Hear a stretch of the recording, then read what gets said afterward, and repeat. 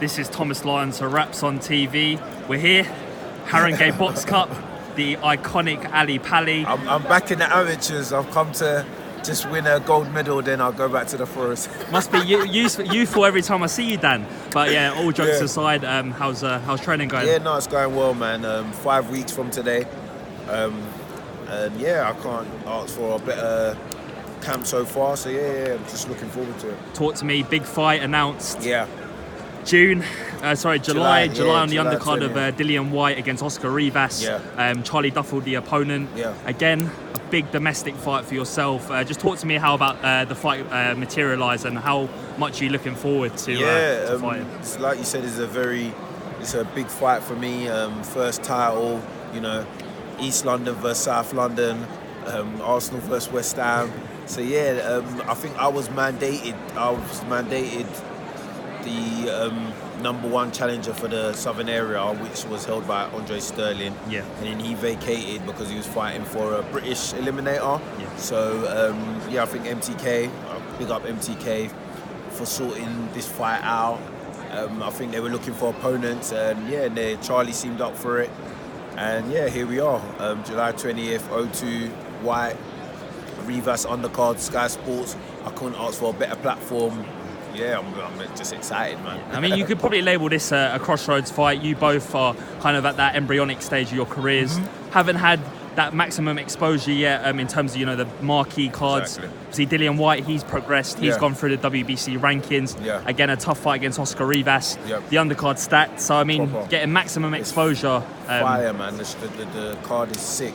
The card is sick. And yeah, like you said, this is the crossroads for both of us. We both come from small hall, do you know what I mean? The exposure ain't been there, but for me, like, MTK have done really, really well with me with the streams, and they've got to deal with ESPN, and I guess now this is a bigger audience for me to showcase my skills, see what I'm about, and get that more support. So yeah, I'm looking forward to it. Yeah, obviously you've done the MTK shows, the small hall scene. Exactly.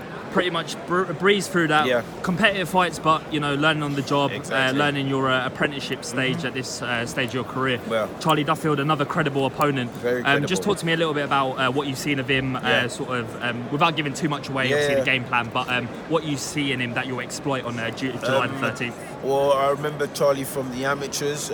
My trainer used to train him for West Ham ABC. We're both peacock fighters as well, so yeah, I've seen him spar, he's seen me spar, so yeah, we're quite familiar with each other. One thing I know about him, he's strong, he's big, he hits hard, and obviously he's got that amateur pedigree, so he can box. So I'm looking at someone who's, I've got to be on my A game, do you know what I mean, to beat someone of the likes of him. So I don't know, I just think I've just got to keep doing what I've done to get me to this stage to beat him. I believe in myself, and I'm sure he does as well. And I'm just confident that July 20th I'll be the one that has my hand raised. We both got a very fan-friendly style.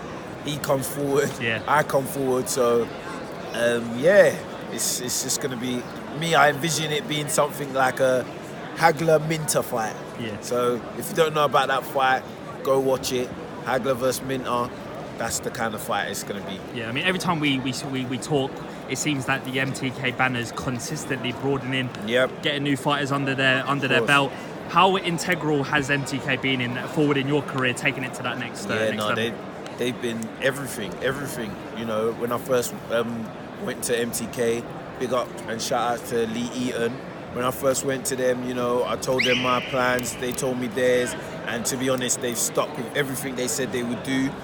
Get behind me and keep me busy, and so far that's been enough to get me on this big stage. So I've got to thank them and really give them a round of applause, because they've really done their job.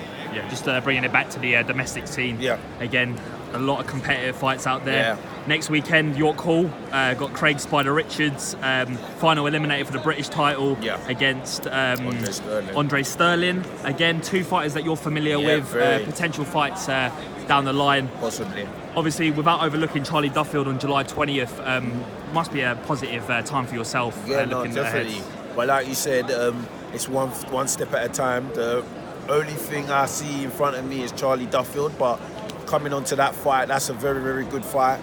I couldn't give you a winner. You know, whoever can implement their game plan on the night, that's the person that's going to win. Andre Sterling's tough guy, you know, good engine, good work rate. Craig, very smart boxer, clever. And yeah, I think every time he's fought at light heavy, he's stopped these guys. Brilliant performance against Jake Paul. Yeah. So yeah, it's a really good fight, both from South London as well. Yeah, so a bit of beef there, bit of tension. Exactly. But yes, it's all, you know. It's at the end of the day, it's all love, to be honest. But you know, until the bell goes, you know, they're enemies. Until the last bell goes. So yeah. Yeah. I mean, like with yourself, obviously, never have had to, you know, hyper fight in terms of, you know, bad mouthing an opponent. Obviously, neither kind of Craig or Andre are those kind of characters to really naturally bad mouth one another. But do you kind of feel like it's worked as a positive for them, because now there's more talk, more hype generated behind this fight? 100%. I think I don't think they like each other. When I actually I don't think it doesn't look like it. It don't seem like they like each other, but you never know. After a good 10 rounds, if it goes 10 rounds, you know, it will be hugs and kisses, and I think they're going to put on a very good fight. But yeah, no, it's just, you know, more people have called me. It's like, oh, Andre Sterling, Craig Richards, do you know about them? Where can I get tickets? I want to watch the fight. Just over the little spat they had the other day down at the gym. So yeah, it's good. It builds up the fight, you know. They're just going, it's just words, war of words for now. You know, doesn't do no harm. You know, get me? Just makes more people know about the fight, which is good. So yeah, I can imagine York Hall's going to be packed next week. So yeah, definitely. Trust me. 2 fights I want to get your perspective on tonight. Josh Warrington defending his IBF featherweight title against Kid Galahad. Again, another fight that's kind of grown in terms of hostility. Of course. Kid Galahad, first what time happened? I heard that the conference, like the Leeds fans, like rushed him off the stage or something. I saw a video. I think Leeds fans were kind of giving Team Galahad a bit of torture afterwards. But I mean, that's probably part and parcel of fight week. Tensions are going to boil over. Definitely. Just to get your take on that fight, featherweight title fight tonight. I think I'm going to go with Warren. I don't know, man. Kid Galahad, he's a good little boxer, you know, like. That's a 50-50 for me. I think it's going to be a good fight. I'll definitely be up watching it. So sitting on the fence for that one? Yeah. I couldn't. Warrington's style, like when I watched him against Frampton, bloody hell, he came out the blocks, man, and he kept it up for the whole 12 rounds, like. And Frampton, I thought Frampton, to be honest, I rate Frampton a lot. So for him to do what he done against Frampton, I rate him. But I've watched Kid Galahad box for a while, and he's a slick fighter, man. I like him. So. Again, that's another one. Whoever can implement their style on the other, that's who probably win. But yeah, I'll definitely look forward to it. Yeah, familiar MTK theme. Tyson Fury defending his lineal heavyweight championship tonight. Number ranked 4 with the WBO, Tom Schwartz. Big fight in Las Vegas. Fury's debut in Las Vegas. How do you see that fight unfolding? Tyson Fury winning easy. I don't know anything about this Schwartz or Shorts, whatever his name is. But Tyson Fury, I can't really see anybody in the division beating him, you know, at the moment, to be fair. It's awkward, good footwork, good boxing brain. But yeah, I can see it being a easy 12 rounds unanimous decision for Tyson. Do you think he's got the bit between his teeth now? Obviously, he had the Deontay Wilder fight come through that. Many thought, I mean, a highly popular opinion was that he won the fight quite convincingly. I mean, that's obviously up for debate. Come back now 6 months since he's fought, so there has kind of been a little bit of inactivity there. But again, since all the stuff that's gone on behind the scenes, MTK have now probably putting him in, solidified his position, getting regular activity in the division. Like you said, there are massive fights in the division. The Deontay Wilder rematch potentially there. Obviously, things are a bit up in the works now. Obviously, with Anthony Joshua's shock defeat to Andy Ruiz. Tyson moving forward now, having to go through this test against Tom Schwartz, maps out a 2-fight deal with ESPN. Do you think the Wilders, the Joshua fights are still kind of in the horizon? 100%. Definitely. I think they should just all fight each other. And when they do, they're all probably going to take a loss. But yeah, I think they should just like back in the day when Muhammad Ali would fight the Fraziers, Formers, they just mix it up with each other. It works good for the fans. We get to see good fights against the top heavyweights, and it works well for them. They earn money, do you know what I mean, and whatnot. But yeah, no, it's looking good, man. It's looking good, and hopefully those fights can be made. Because as much as it's good getting these guys active, like, you know, your Tyson Fury versus Schwartz and stuff, really we want to just get down to the nitty-gritty. Him versus Joshua, or him versus Wilder, or Dillian White, throw him in the mix as well. Like, them four, like, they're the best guys, man. Ortiz as well, just put round robin, just put them all in there, man. Mix it up, do you know what I'm saying? I mean, Tom Schwartz a bit of an unknown quantity to many boxing fans, but again, Anthony Joshua's defeat, I mean, it's kind of showing that you can't overlook anyone. Yeah, exactly that, exactly. But and the thing is, like, I didn't know who Andy Ruiz was before he fought Joshua, so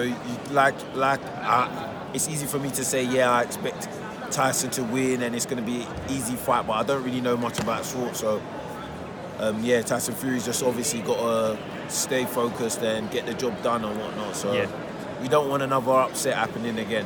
Obviously here for the Haringey Box Cup, a lot of talent on show, a lot of different clubs from around the country coming down for a seasonal event.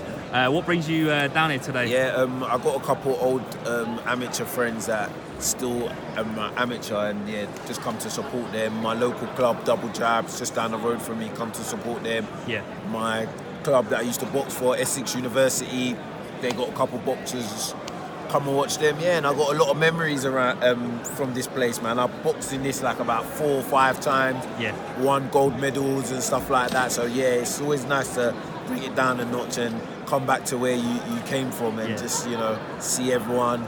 You know, everyone's like, oh, you're doing so well, and, you know, well done and stuff. Just, you know, get together with the old lot. So obviously with that, you know, having that amateur pedigree, having people tell you, like, from where you've started off in the amateurs, now where you are as a professional, your first massive kind of breakthrough fight in the domestic scene.